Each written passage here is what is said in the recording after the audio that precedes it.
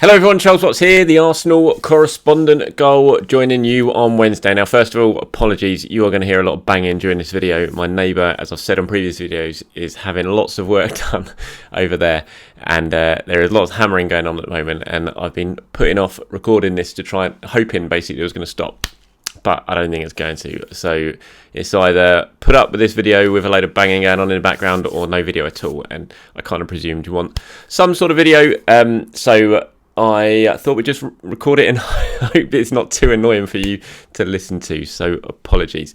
Anyway, let's get going, shall we?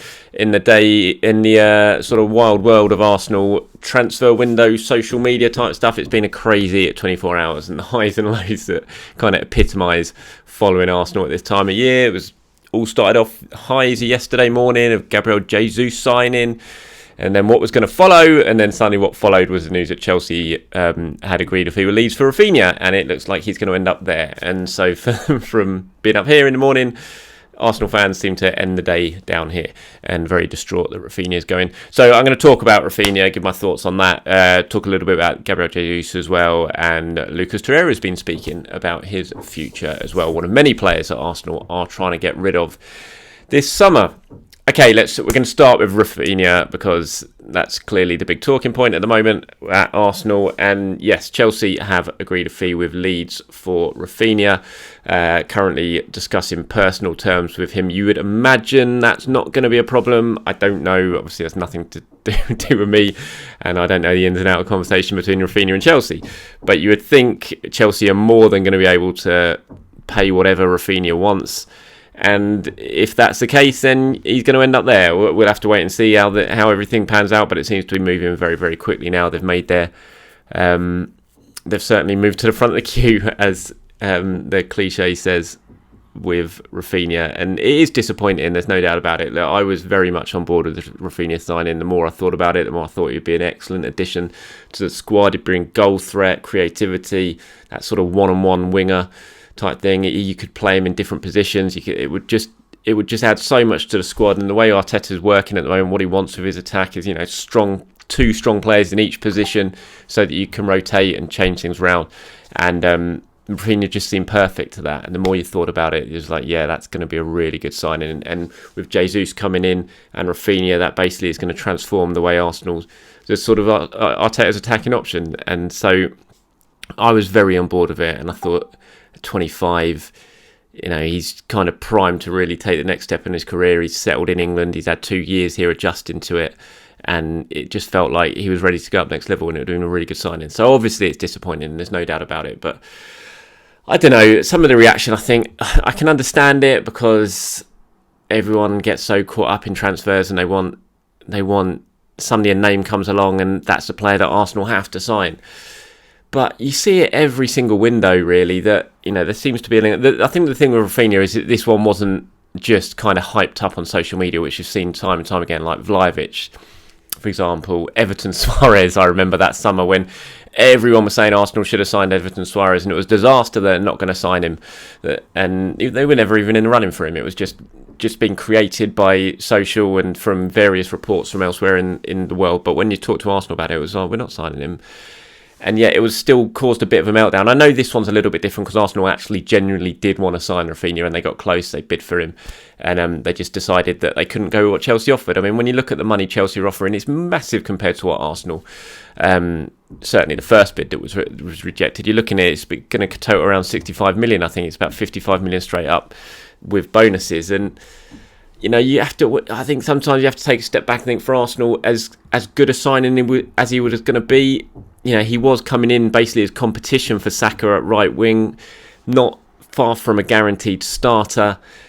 Can you really go to that sort of money for someone who was kind of been earmarked to improve the squad but not necessarily be a starter? I just don't know. Look, I wanted Raphinha, there's no doubt about it, and I was really disappointed yesterday when the Chelsea news came through. But I can kind of, I don't know if it's me just sort of looking at it from the bigger picture from a journalistic point of view rather than just purely as a fan, but there's I can kind of understand why Arsenal were reluctant to go to the sort of money that Chelsea were. And fair play to Chelsea, they've come in and done it. And they've got a new chairman in, they've got new owners, new chairman who's basically installed himself as a sporting director, and they want to make an impact this summer and prove that there's life after Roman. So I can understand them coming in and maybe just giving Leeds whatever they wanted, which they clearly have done. From Arsenal's point of view, it's kind of different really, and it's a negotiation, isn't it? You don't always go in with a huge offer. You start at a certain offer, and I've seen people saying, "Oh, they were lowballing," and I'm just not sure. I don't know if they deserve an absolute hammering for this one. It's just they moved for the player. They put up a price that they felt might get him. That wasn't the case, but then they were still in the running. I think they were still going to make another offer for Raphinha. It's just that they've been basically blown out the water by Chelsea, and then it's up, when that happens, it's up to you to decide if you want to match that offer. And clearly Arsenal have looked at this. At the moment, I don't know if they'll come back in. Maybe they'll surprise us all. Everything changes so quickly when it comes to football at the moment. Maybe they will decide to match Chelsea's offer. Clearly at the moment they haven't, and it looks like he's going to end up there. But so I can kind of understand it from an Arsenal point of view. I can understand it why people are disappointed, but I also think we see it all the time, and there's always this fume when you don't sign it, when the club doesn't sign a player who they've been in for. And like I said, I'd go back to Everton Suarez, and I just, I think back to Basuma earlier on in this window. I think when Arsenal didn't sign, when Tottenham ended up signing Ndombele, it was just like, why didn't Arsenal go for him? He's absolutely brilliant. He's going to be a game changer, and clearly that didn't always happen. These signings never always work out. So I think, yes, it's frustrating. Yes, it's disappointing. I wanted him. You guys wanted him. But if he does end up at Chelsea, then that's just what happens, and you've got to then focus on looking for alternatives. And there's no doubt there will be alternatives for Arsenal. That you don't go into a summer transfer window clearly identifying an area of the squad that you want to improve, which clearly for Arsenal it's the right wing, and don't have any alternatives. There'll be fullback options. There'll be number 2 on the list, number 3 on the list. Raphinha was obviously right at the top. If it doesn't happen, then you move on and try and get something else done. For Arsenal, it's a good thing. At least this hasn't happened in August or towards the end of the transfer window. There's still plenty of time to change things and to move on to other targets. It remains to be seen who they are going to be. But you would think, a very well-run club, they're going to have them, and then we'll just have to wait and see who ends up coming in for what money and how much of an improvement it is. And if it's not Raphinha, which at the moment it doesn't look like it's going to be, then clearly that's going to be disappointing. But until we see Raphinha at Chelsea, until we judge what he does there, it's really hard to really sit here and absolutely hammer Arsenal at the moment for not matching an offer that Chelsea have just come in and slapped down on the table. And I know a lot of people saying, "Oh, this is how big clubs operate." I don't really think that's true. I don't think big clubs come in and immediately just pay what other clubs want. You rarely see that. Chelsea have done it on this occasion. Like I said, I think for them this summer it's a little bit different because they're trying to make a statement, show their fans that there is life without Roman. But very rarely do you see even the biggest of clubs, Barcelona, Real Madrid, Man United, all these clubs who've got basically just bucket loads of cash, Man City, PSG, very rarely do you see them just go in first bid and just slap down what's ever wanted. It's always a negotiation tactic, and that's what Arsenal were doing this summer with Raphinha. And who knows, if Chelsea didn't come in like this and blow everyone out of the water, then Arsenal might have ended up being successful. But we'll have to wait and see. I'm sure you're all going to, or certainly a lot of you are going to disagree with me and say Arsenal bottled it and whatever, and maybe that is the case. But I just think from a business point of view, from a club point of view, from a squad point of view, in terms of how much of a priority Raphinha is, given Saka's already there, do you really want to put 65 million on the table? I don't know. But anyway, let me know what you guys think in the comments below. Do you agree with me somewhat, and can you sort of look at it more as a big picture, or do you just think Arsenal have absolutely messed this one up and missed out on a player that they should have just gone in and paid the asking price straight away and got it done? Let me know in the comments below. Okay, so from one Brazilian to the other, obviously Raphinha doesn't look like it's happening. Still not definite yet. We'll have to wait and see what Chelsea do if they announce it. But one person who is definitely arriving is Gabriel Jesus. We've known that for a long time, and it was all finally wrapped up yesterday. We haven't had the announcement yet.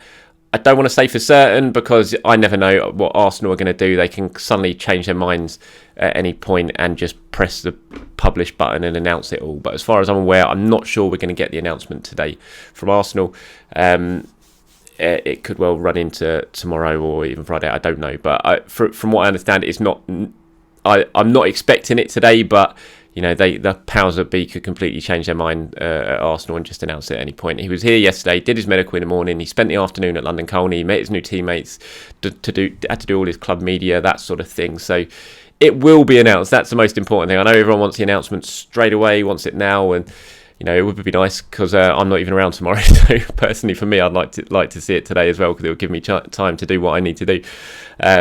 And I'm not around tomorrow because of some family commitments, so not ideal for me either. But it will happen. That's the most important thing. Arsenal will sign Gabriel. Arsenal will announce Gabriel Jesus. He will be revealed as having a number 9 shirt, I think, and it will be done. It's just a case of waiting for that announcement to come. But big day for him yesterday. You saw the pictures, I'm sure. I think the Sun had a snapper out there, or a freelance photographer had a snapper outside the medical centre where Jesus arrived to meet Edu and do his medical, and you could see how happy they both looked. Edu delighted, Gabriel Jesus delighted, and he did his medical at that medical centre, sort of in and around Hertfordshire way, around London, and then he travelled from there, went to London Colney, like I said, and met with everyone. Met with some of his teammates, not all of them because they're not all in yet. Obviously, the players who played international football over the summer haven't arrived yet, but everyone else was there. So he met them and had his first proper look around London Colney, and it will happen at some point. You've just got to wait for the announcement video. Lucas Torreira obviously has not quite got the move that he's wanted yet. That move to Fiorentina broke down, which was a big disappointment for him, big disappointment for Arsenal. Played so well on loan there last season. Everyone thought it was going to happen. They were going to take up the option of signing him for around 15 million. It didn't happen. And that frustrated a lot of people, including him, and certainly frustrated Arsenal. And now he's just another one of the players who Arsenal need to try and shift on before the transfer window closes. There's plenty of those as well. All the focus at the moment on incomings, but outgoings just as important. Got to get some of these players moved on. Torreira, Mari, Maitland-Niles, Leno, all those sort of players need to have their futures resolved one way or the other. And he's been speaking over in Uruguay, I think, about his future. He was asked if there are a chance of coming back to Arsenal. I've seen lots of people messaging me on social media saying, why don't we just give him another chance here as a sort of cover for Thomas Partey as a defensive midfield role. He was asked about that prospect and he said, there is no chance. From the beginning, they told me I don't have a place, so I don't want to stay either because I suffered a lot. It cost me a lot to adapt, and my idea is to go to Italy or Spain. What I wanted was to stay at Fiorentina, but it didn't happen for various reasons, so we'll look for a new direction. One club he's always been linked with and he's not sort of ever hidden his desire to play for is Boca Juniors over in Argentina. He was asked, is that a possibility? And he said, Boca is very difficult. Any team that wants me has to buy me, which would be around 15 million euros. That's why I see it as difficult, although I never lose hope. I feel a lot of love for that club, and at some point I would love to play there. I mean, I can't see there's any way Boca Juniors would afford 15 million euros for Lucas Torreira, so I think he's certainly right when he says that he sees it as difficult. I'd be very, very surprised in that one. You're looking at a club in Italy or Spain to try and get that one done. It's such a shame what's happened with Fiorentina. It would have just been a big sort of weight off Arsenal's shoulders to get that move wrapped up relatively quickly. It would have been great for Torreira, who clearly felt settled there. It would have been great for Fiorentina fans as well, because they all loved him. 3 times he won Player of the Month last season in Fiorentina. That such was his performances, but it hasn't happened, and now Arsenal need to try and get as much money as they possibly can for him. Start getting some money in, because whatever happens this summer, they're spending a lot of money. Arsenal already spent it on Vieira, already spent it on Jesus. We're willing to spend it on Martinez and Raphinha. Obviously, still waiting to hear back when it comes to Martinez and that second offer that was made to Ajax. So they're spending money, there's no doubt about it. But they need to recoup that, especially when you think they spent 150 odd million last summer as well. You've got to trade well, you've got to sell players well. Arsenal have not done it well in the past. They need to do it well now, and shifting the likes of Torreira absolutely key to that. Alright everyone, thank you for watching. That's it from the video today. Like I said, anything you agree with, disagree with, please do let me know in the comments below. I'm sure it's all going to be dominated by Raphinha and your opinions on that.